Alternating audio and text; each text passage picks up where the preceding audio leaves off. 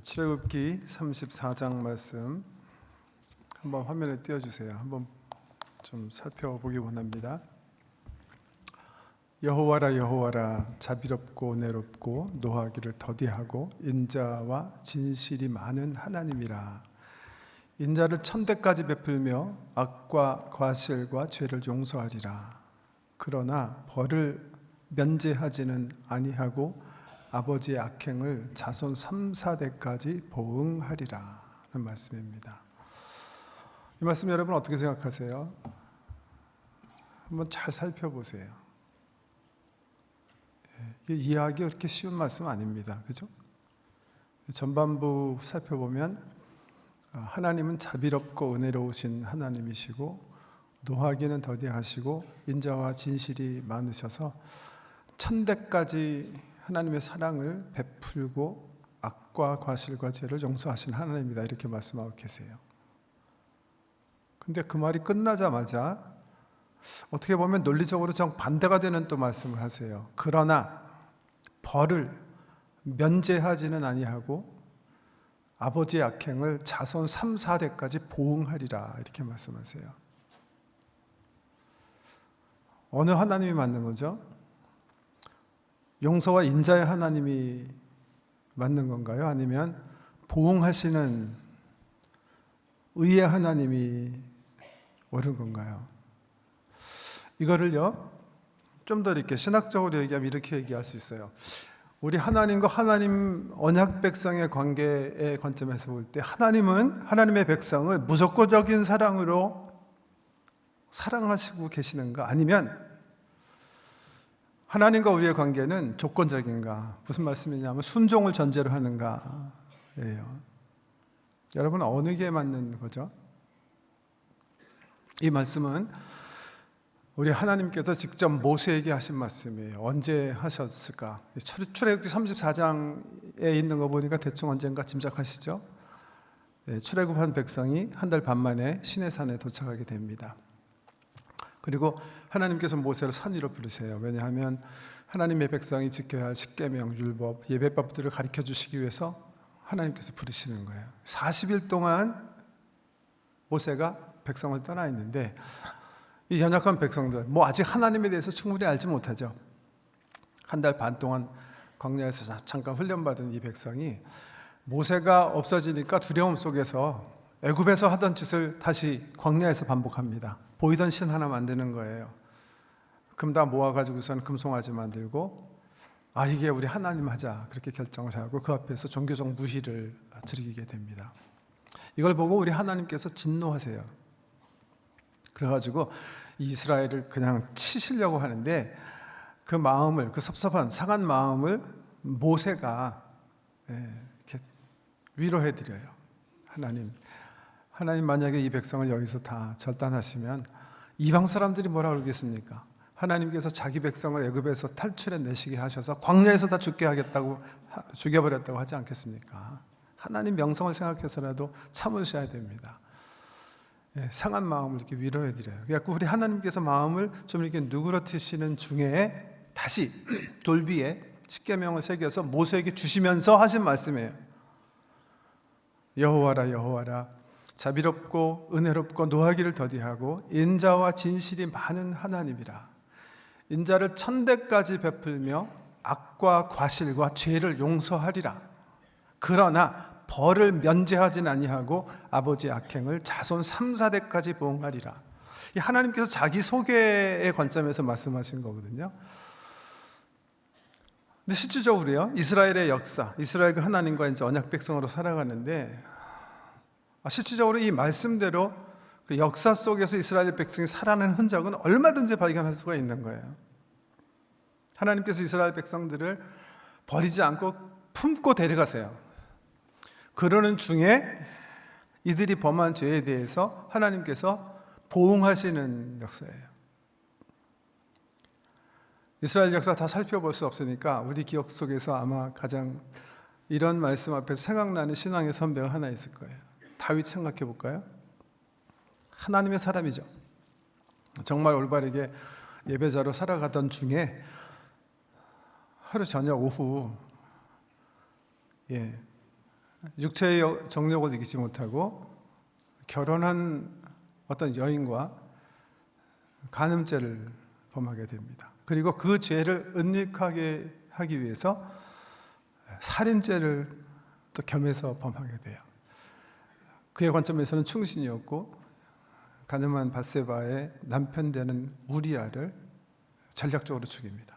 하나님 앞에서 갑자기 이 다윗이 간음죄와 살인죄를 범하게 돼요. 하나님께서 어떻게 하세요? 다윗을 죽이시려고 작정하세요. 죄값이 사망이니까 그를 치시려고 작정하세요. 그래서 종 나단 선지자를 그에게 보내세요. 그리고 그의 죄를 고발하시는데 다윗이 이때 정말 하나님 앞에 자신을 낮춰요. 그리고 자기의 잘못을 하나님께 고백하고 인정하고 하나님 죄 용서를 구해요. 죄 용서를 구해요. 그래서 하나님께서 어떻게 하세요? 죄를 용서해 주세요. 그를 하나님의 군에서 내잘라 버리시려고 했는데 있게 하세요. 근데 그러고 나서 어떻게 하시죠? 벌을 선포하세요. 뭐라고 선포하십니까? 이 이후부터 네 집안에 칼이 멈추지 않을 것이다. 네가 살인했기 때문에 살인으로 심은 그 피가 너희 가족 자녀손 때에서 나타나게 될 것이다. 그리고 너와 불륜 관계에서 난 네 아이를 내가 죽이리라.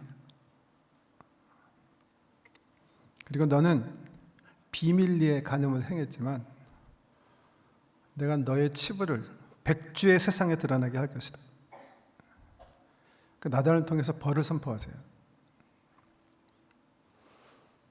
그리고 다윗의 역사 이후의 역사는 그 벌을 살아내는 역사예요.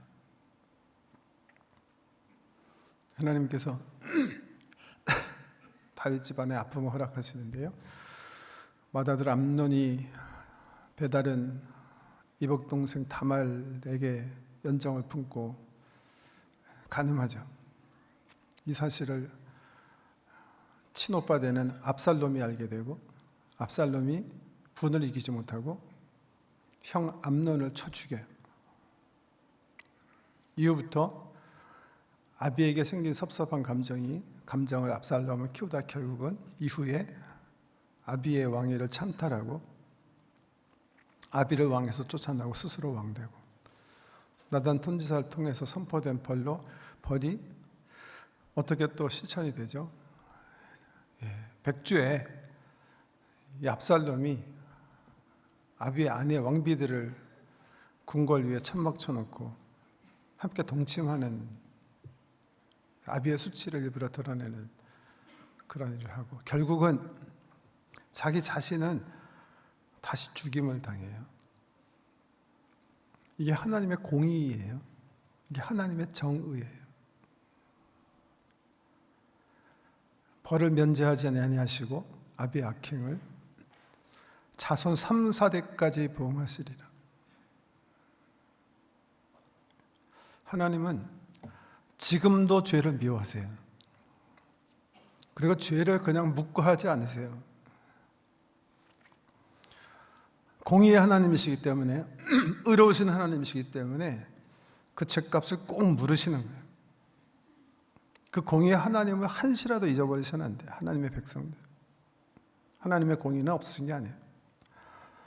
지금도 죄를 범한 인생을 향해서 하나님은 불꽃 같은 눈으로 당신의 공의를 요구하고 계십니다. 그런데 왜 우리가 다윗같이 지금 형벌받지 않은 걸까요? 왜 하나님께서 선지자들 통해서 분명하게 말씀하신 이 보응을 우리는 당하지 않고 사는 걸까요? 그게 왠지 아세요? 우리가 당해야 할 보응을 예수님께서 보응당하시기 때문에 우리는 안 당하는 거예요. 하나님의 공의가 사라진 게 아니에요. 십자가는요, 우리가 오늘도 찬양한 것처럼 사랑의 십자가이기 전에 공의의 십자가라는 사실을 아셔야 돼요. 하나님의 분노가 나타난 것, 우리들의 범한 죄에 대해서 마땅히 우리가 받아야 할 보응의 대가가 나타난 게 바로 예수 그리스도의 십자가예요. 보응을 안 하시기로 작정한 게 아니에요. 의의 하나님이시기 때문에 하나님은 반드시 죄값을 물으시는 하나님이세요. 그런데 그 죄값을 당연히 치러야 되는 저와 여러분에게 묻지 아니하시고 아들 예수에게 물으시는 거예요. 우리가 오늘 찬양할 때 예수의 보혈의 의로 피를 씻는다 그렇게 찬양했는데, 우리가 이제 다음 주인가요? 성례식 하기 때문에 세례 받으시는 분들이 이렇게 문답할 때 꼭 묻는 질문이 있어요. 세례 받으시게 됐는데 세례가 어떤 의미가 있다고 생각하세요? 이렇게 물어요. 그럼 성도님들이 대부분 그렇게 말씀하세요. 물세례를 받는 것은 예수님의 피의 상징인 이 물로 우리의 죄를 씻음 받게 된다는 어떤 그런 은총의 상징이라고 생각합니다. 그렇게 말씀하세요. 그 말씀이 맞아요. 스가랴 선지자가 예언한 것처럼 우리의 죄와 허물을 덮는, 깨끗게 하는 예루살렘에서 터진 샘물은 바로 예수 그리스도 옆구리에서, 예수 그리스도의 심장에서 터져 나오는 피예요. 그 피가 우리를 깨끗하게 하는 거예요. 근데 사실은 세례의 의미는 우리 밖에 있는 어떤 한 분의 피가 우리를 깨끗하게 하는 그런 의미보다 더 깊은 의미가 있어요. 바울은 여러 번 그 세례 신비에 대해서 가리키면서 이 세례는 오히려 연합의 원리로 설명을 해요. 물속에 우리가 잠김으로 우리는 십자가에서 죽으시는 예수와 연합하는 거예요. 우리가 예수 속으로 들어가는 거예요. 예수께서 십자가에서 받으시는 그 고난의 현장으로 우리는 세례를 통해서 그분과 연합해서 하나님께서 우리 죄에 대해서 보응하시는 그 죄값을 치르는 거예요. 그게 세례예요. 물속에서 새로 나와서 새롭게 숨쉬는 우리의 호흡은 이 세상에 어떠고도 감당하지 못했지만 우리 예수께서 온전하게 하나님의 말씀에 순종해서 그 순종의 예수님의 숨으로 우리가 새로 걷는 연합의 비밀, 연합의 신비. 우리는 사실은요, 하나님 앞에서 치를 죄값이 없어요. 하나님도 우리를 보응하지 못하세요. 왜냐하면 공의의 하나님이시기 때문에 그래요. 이미 우리와 연합된 예수를 통해서 우리 죄에 대해서 하나님께서 보응하셨기 때문에 우리는 하나님 앞에서 보응받을 죄의 형벌이 없음을 믿으시기 바랍니다. 이게 복음의 핵심이에요. 하나님이 사랑이시기 때문에 공의의 법대로 형벌을 취소하신 게 아니라 공의의 법대로 우리가 받을 보응을 예수에게 감당하게 하시는 사건이 바로 십자가의 사건.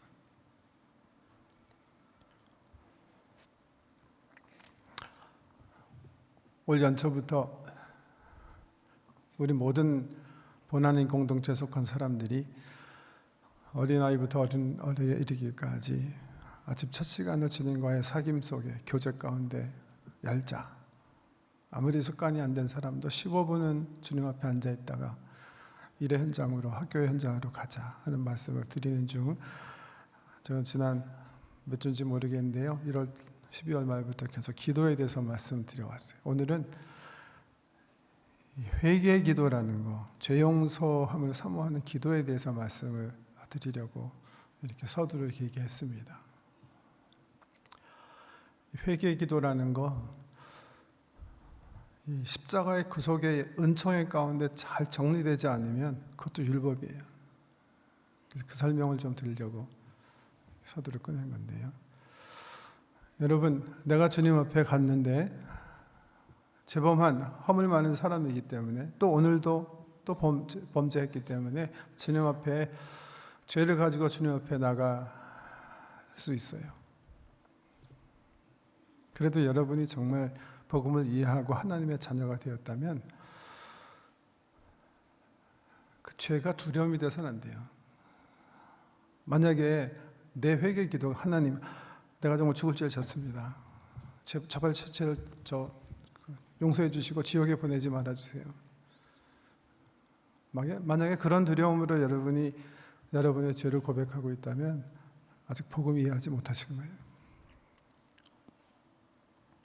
우리는 사실은요, 보응받을 죄가 없어요.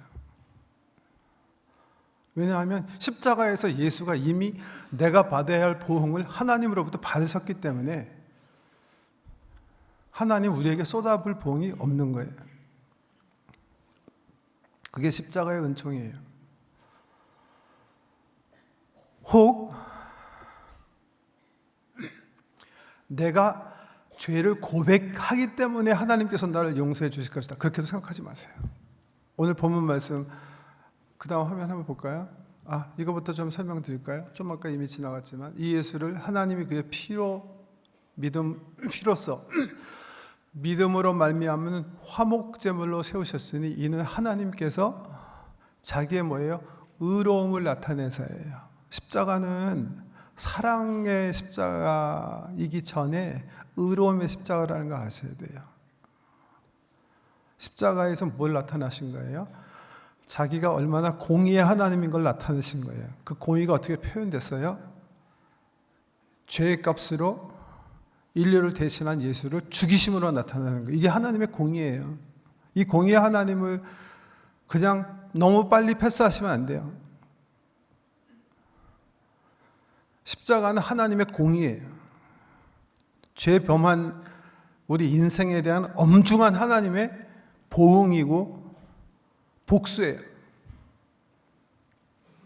자기의 의를 십자가에서 나타나시는 거예요. 그 의를 통해서 어떻게 예수 믿는 사람들을 의롭게 하시는 거예요. 대신 예수로 하여금 우리가 받아야 할 모든 공의와 보응을 받게 하심으로 자기의 의를 드러내시고 페이드된, 속죄가 된 우리 인생을 하나님의 백성으로 받아주시는 사건이 바로 십자가의 사건이다.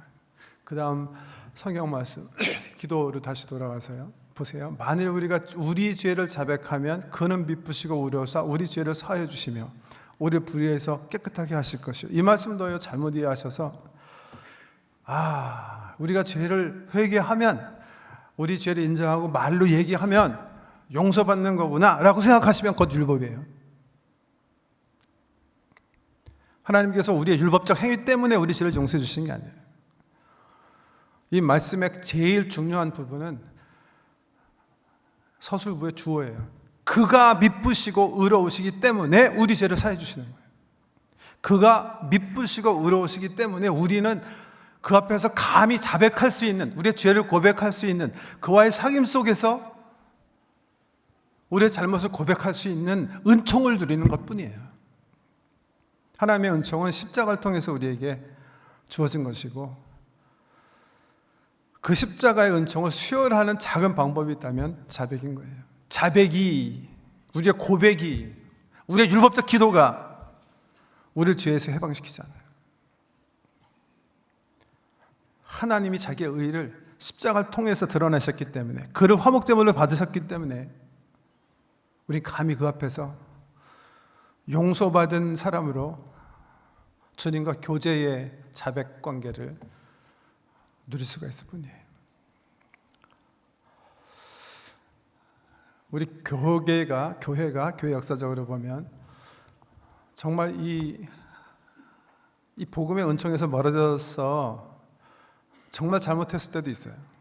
중세 시대인데 소위 보석이라는 말 들어보셨어요? 우리 개신교에서는 별로 듣지 못하시는데 지금도 캐톨릭 교회 가면 보석이라는 말, 페넌스라는 말이죠. 기억하시죠? 마틴 루터가 죄를 범하고 자기 자신도 사제지만 사제에게 가서 죄를 고백하고 사제가 오케이 죄를 회개하는 의미에서 가서 로마 교황청 가서 무릎 꿇고 계단을 걸어서 올라가라, 회개하는 마음으로. 그리고 뭔지 모르지만 성경을 신약을 2번 읽고 주기도문을 하루에 10번씩 해라. 요즘은 캐톨릭에서도 이 페넌스, 이 보석, 이 참회에 대한 새로운 신학을 정립했다, 그렇게 제가 말을 들었는데요. 중세 때 그렇게 한 거예요. 그래서 그게 한 걸음 더 나아가고 소위 면죄부, 사실 면죄부는 아니고 면별부죠. 면별부. 죄는 사제들이 예수 그리스도의 이름으로 용서한다 할 때 용서함을 받는다면 사자들이 선포한 벌을 면제받아야 되는데 이 벌을 이 세상에서 다 받을 수 없는 사람은 연옥 가서라도 그 벌을 꼭 패하고 하나님 앞에 서야 되는데 그럴 경우 면제부사라는 거죠. 면별부죠, 면별부. 이런 것들은 사실은요, 작은 부분 같지만 우리를 위해서 십자가에서 우리의 모든 보응을 그 한 몸에 받으신 예수 그리스도를 더럽히는 정말 잘못된 가르침인가 하시기 바랍니다. 우리가 보통 그렇게 얘기하죠. 예수 플러스 알파는 다 이단이다. 그 이유가 바로 여기 있는 거예요. 예수님은 우리가 받아야 할 모든 보응,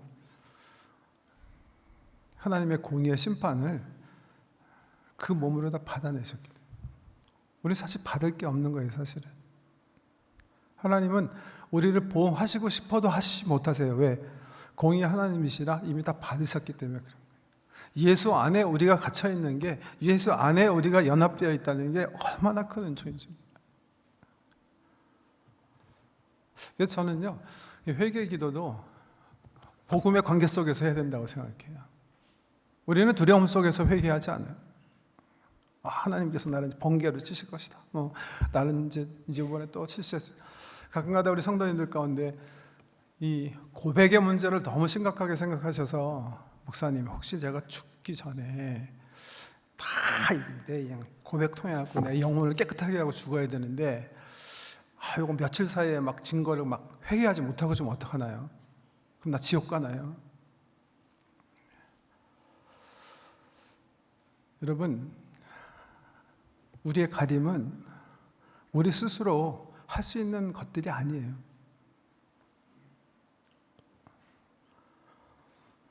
우리가 고백 때문에 우리의 회개라는 우리의 인간적 행위 때문에 하나님 앞에 올바로 설 수가 있다고 아직 생각하시면 아직 그것도 율법이에요. 율법은 회개는 우리에게 주신 하나의 은총이에요. 우리가 회개하기 때문에 주님 앞에 올바로 의롭게 서는 게 아니라 예수께서 우리 모든 죄악에 대해서 우리 대신 보응 받으셨기 때문에 그 공의 하나님 앞에서 설 수 있는 거예요. 어떻게 기도할 것인가? 오늘 성경 말씀에 보면 이렇게 요한 사도가 얘기해 주세요. 우리가 그에게서 듣고 너에게 전하는 소식은 이것이니 곧 하나님은 빛이시라. 그에게는 어둠이 조금도 없으시다는 것이니라. 만일 우리가 하나님과 사귐이 있다 하고 어둠에 행하면 거짓말하고 진리를 행하지 아니함이거니와 그가 빛 가운데 계신 것 같이 우리도 빛 가운데서 행하면 우리가 서로 사귐이 있고 그 아들 예수의 피가 우리를 모든 죄에서 깨끗하게 하실 것이다. 사귐이라는 말이 여러 번 여기 등장하는데 사귐 가운데 기도하는 거예요.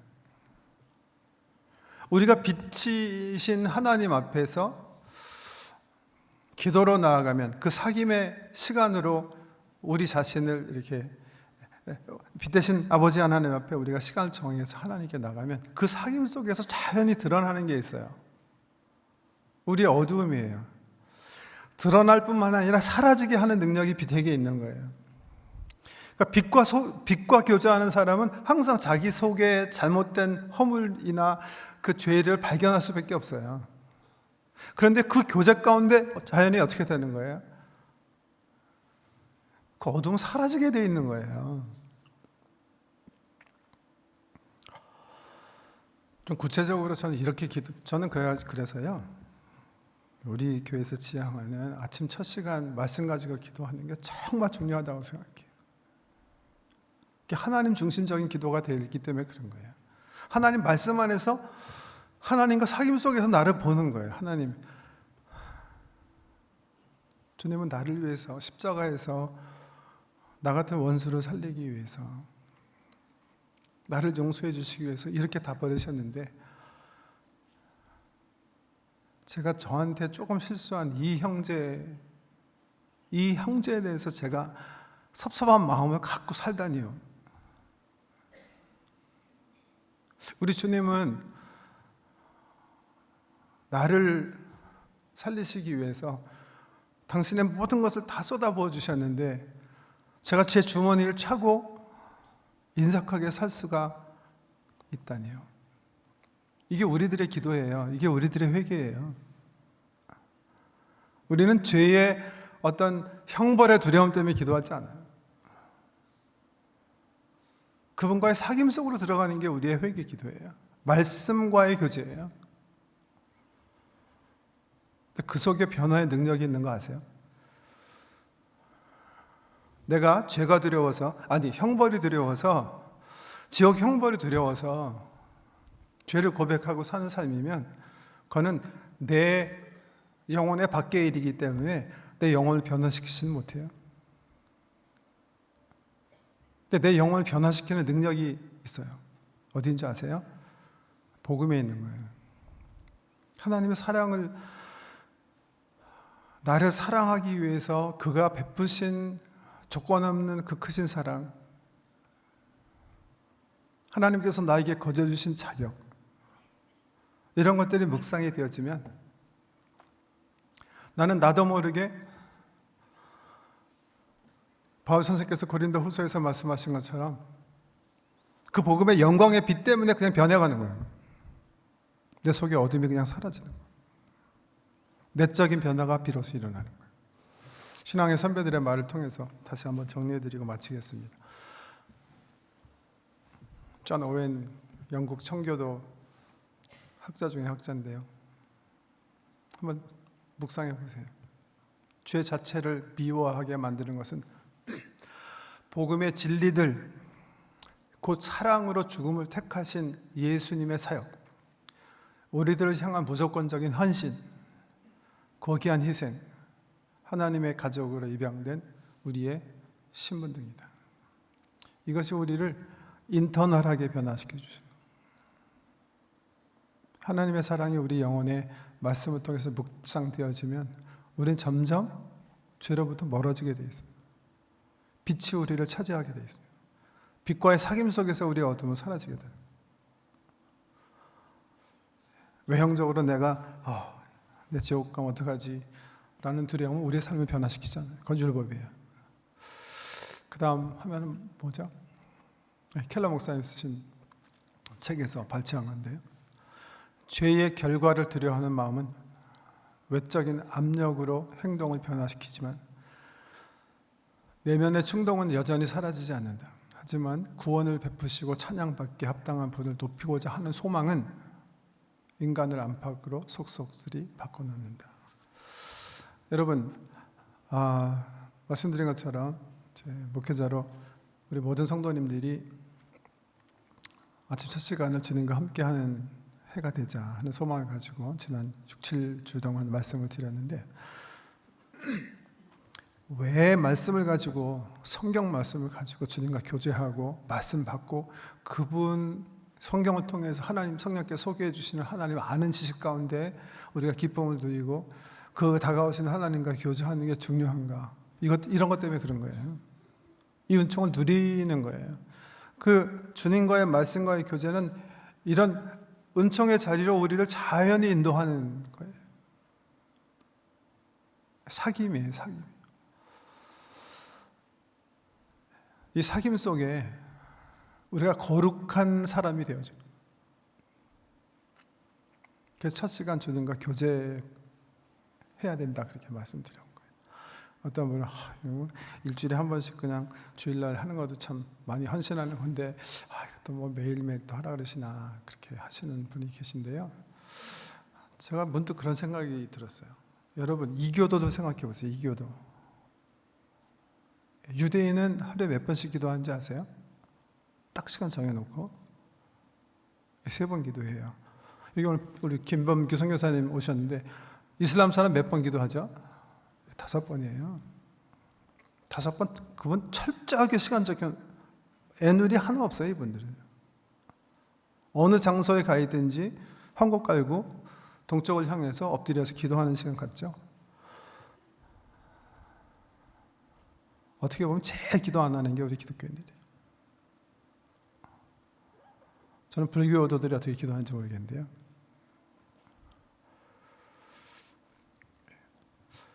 그리스도를 통해서 하나님께서 열어놓으신 이 교제장, 이건 우리에게 주시는 십자가의 은총 중에 최고의 은총이에요. 그 교제의 은총을 꼭 누리시게 되길 바라고요. 그 교제 가운데 하나님께서 부어주시는 은혜로 2018년 우리의 삶 속에 참 기쁨과 평강이 가득하시기를 주 여러분으로 축복합니다. 기도하겠습니다.